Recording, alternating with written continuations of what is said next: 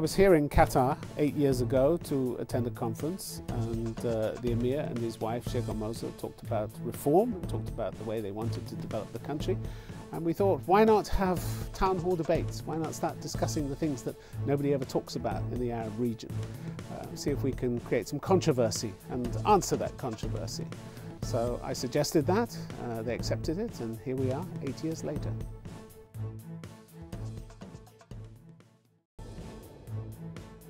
I think the main way that the debates have evolved is that the audience has become much more confident. They've got used to asking key questions, got used to challenging people, and I think that's the main point about a debate. They challenge, got used to holding people to account and playing a role in the political life of their country. And that's been a big difference because they haven't been used to that at all.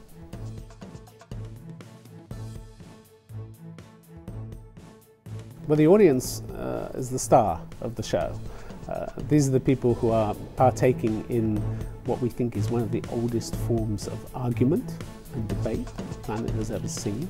They're taking part in this, they're holding their leaders to account, holding thought leaders to account, and at the end of the debate they get to vote on key issues that affect their life. And hopefully once they've had that vote, they'll go on and vote in free and democratic societies. That's what we'd like to see.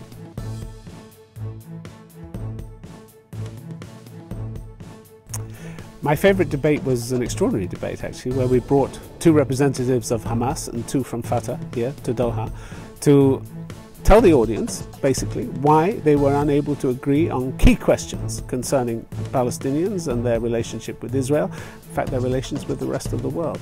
But to me, the most important thing was that it gave young Palestinians in the audience a first opportunity to hold these leaders of their community to account, to ask them key questions that they could never have asked back in the Palestinian territories.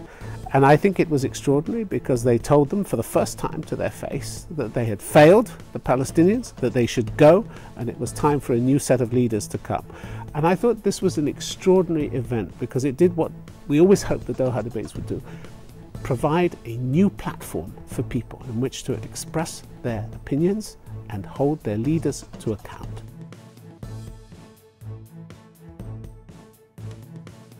Memorable moments.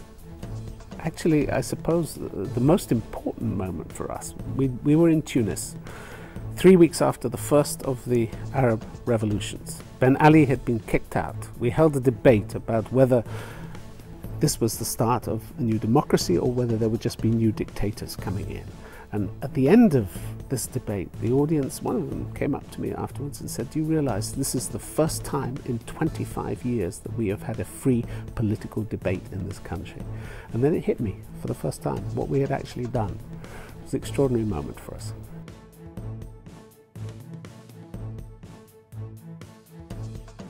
To me, the most important thing about a debate is that there should be challenge, that two people involved in it or four people involved, they should challenge each other's opinions, each other's positions, each other's statements, each other's track record. This challenge is central to what we're doing.